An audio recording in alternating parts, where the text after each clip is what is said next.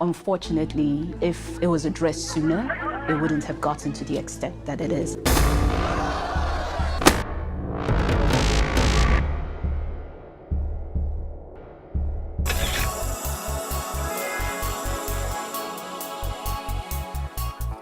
We may never be able to restore those lives. I just want to thank you for focusing a Nigerian problem.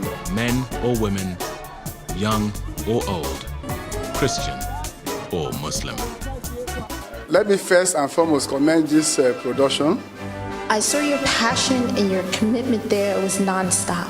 Indeed, it has captured the human dimension.